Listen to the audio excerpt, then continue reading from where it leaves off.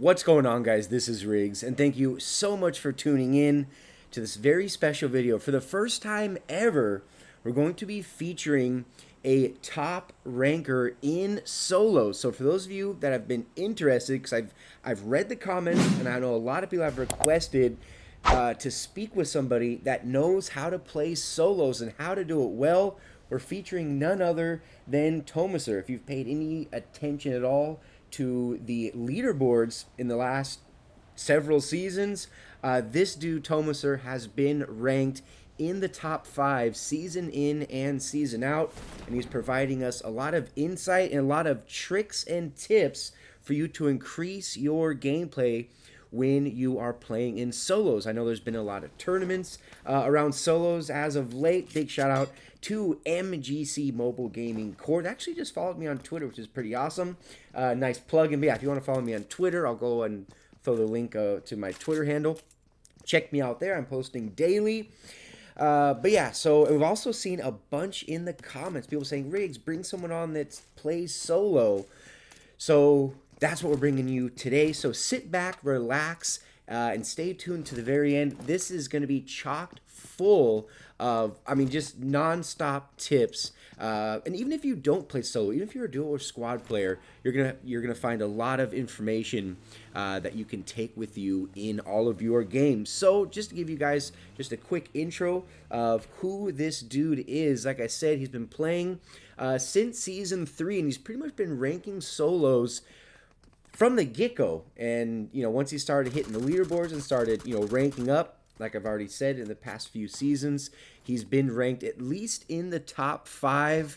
He has held #1 spot, for certain parts of time. The leaderboards can fluctuate. But what's really cool about this dude, where I have so much respect, is that he's a phone player. He actually plays on an iPhone 7.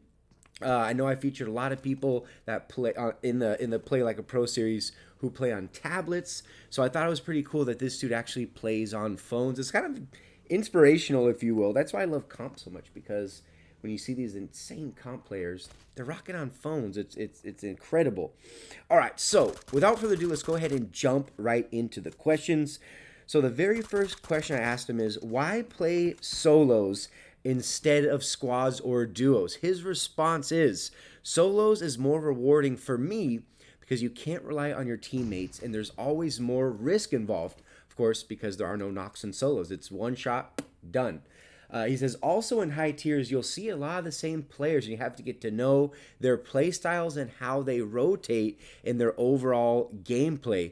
You also have to identify the optimal drop spots for pushing rank. We're going to get into this more in depth later on into the video. Make sure you watch it to the very end, where we talk about playing pass and things like that. Next question, what's your ideal loadout in a solo match and why? He says, my ideal loadout is an M762, and check this out, you guys. He says an SLR.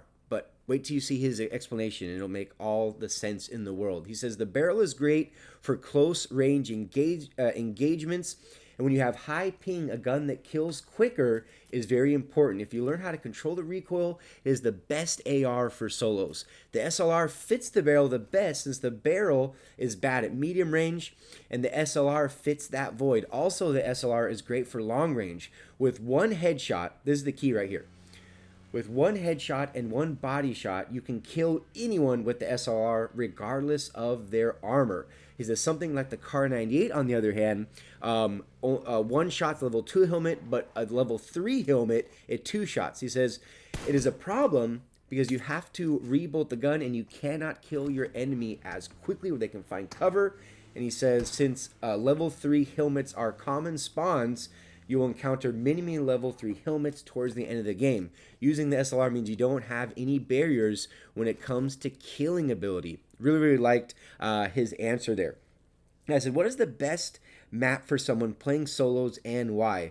What map is the worst? He says, Erangel is my personal favorite, since on North America it is the only map that you can find matches on once you rank up higher in the tiers. Overall, Erangel and Miramar are both equal when you're talking about being the best for ranking. The long sight lines on Miramar means you can see your enemies coming, and he says Miramar is the best for ranking if you have the option to play it.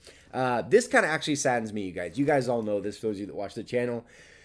He says Sanhok is awful for ranking. He says you will get very little points, die to snakes, and the points on the map are awful. In my opinion, a poorly designed map. That one cut me deep, but like I said, this is all about Tomaser and how his opinions and his thoughts on how he ranks up. And again, this is specifically talking about solo. But yeah, we'll go ahead and move on to the next question. I say, do you ever get bored playing alone? What can someone do to not get bored when they are pushing solos? He says, I always have a Twitch stream playing in between games to keep me entertained, because sometimes it could take 20 minutes, 10 to 20 minutes to even get into a match. So that's when you're waiting in the lobby. So that's one thing he'll do. He'll throw on a Twitch stream.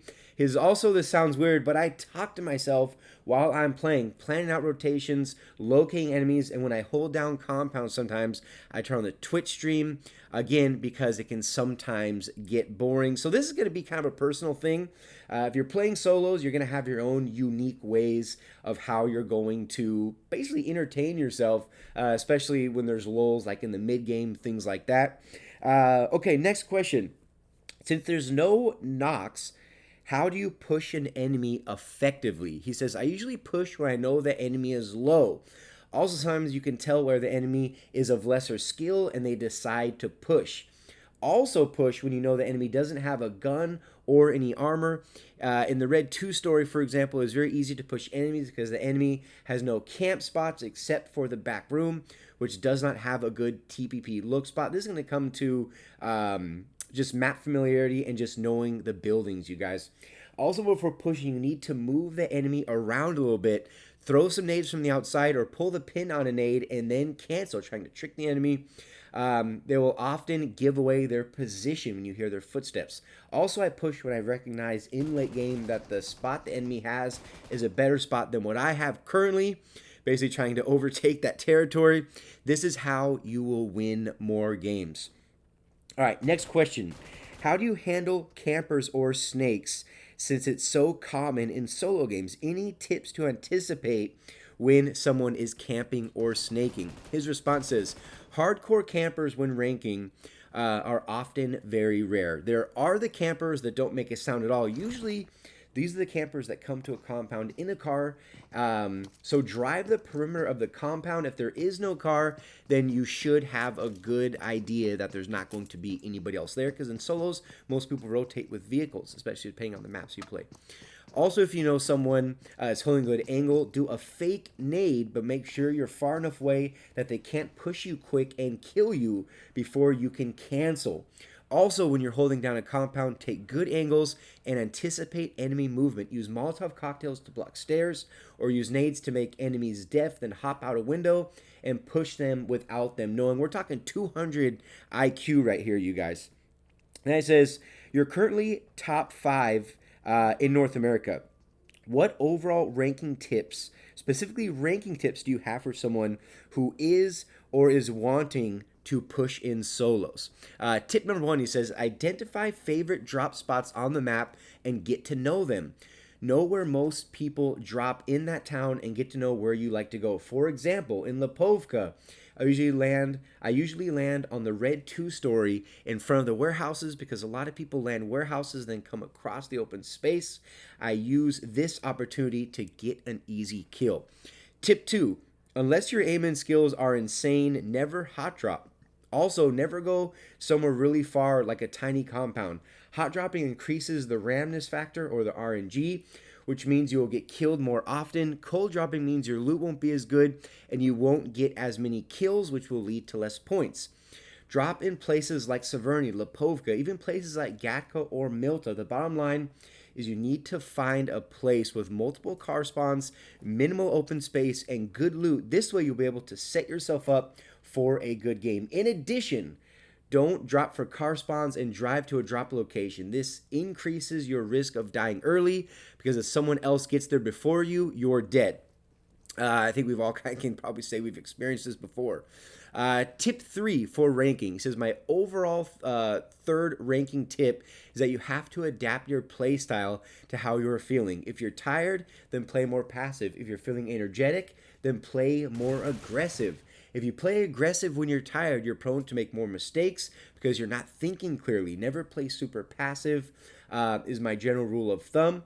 Always try to at least get 3 kills before you go into the end game or those final circles, and then go more aggressive and seek out good locations. I usually get anywhere between 7 to 10 kills anytime I win.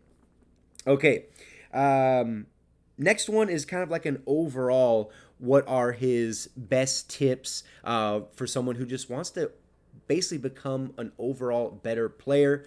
Those other tips we were just talking about were specifically for ranking. Gameplay tip number 1, it says airdrops are an important part of ranking up. Go for airdrops, but you have to be careful. You need to abort the mission if you have to abort the mission because the airdrop may be in a bad area or many people may already be there.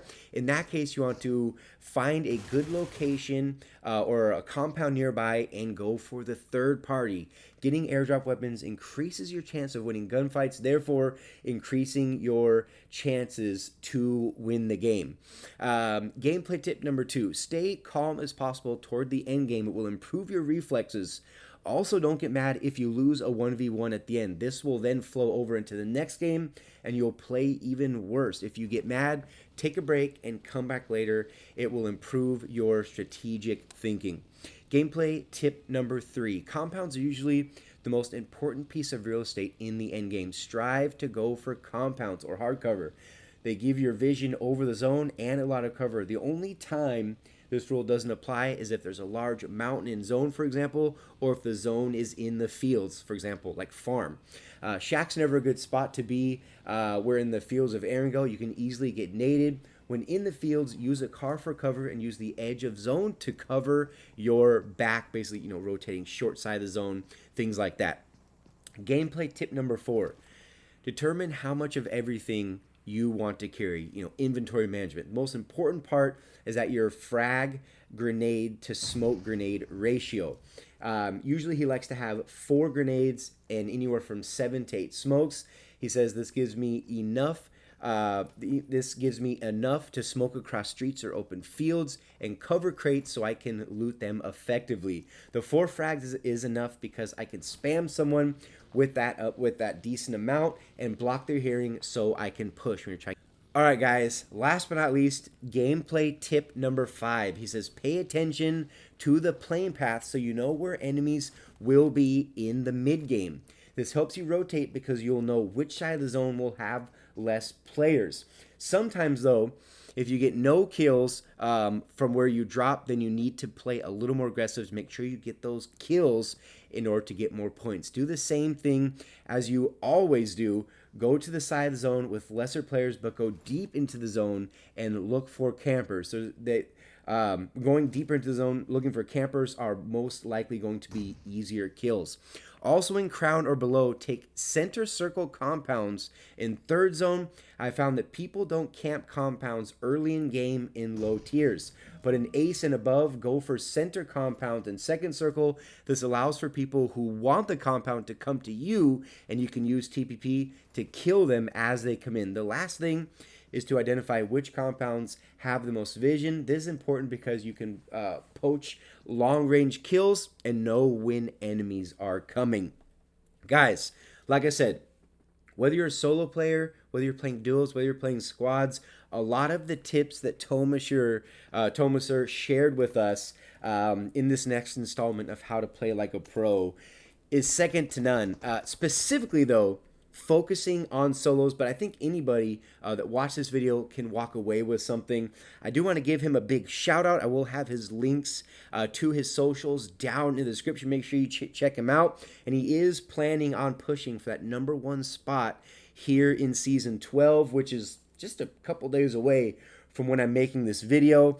Let me know what you think of it, of this video down in the comment section. And of course, who you would like to see featured next in the Play Like a Pro series. And if anybody out there, understand, it's more difficult, even someone, you know, like in my it sounds weird saying it, but even someone in my position, you'd be shocked at how difficult it is reaching pro players or, you know, other YouTubers to be featured on this series that we have. If you know somebody, hit me up, have them hit me up, you know, so we can keep this train rolling. I know a lot of people like this series and want to keep moving, especially into season 12. You know, big things on the horizon. We're so close to 50,000 subscribers. It's insane.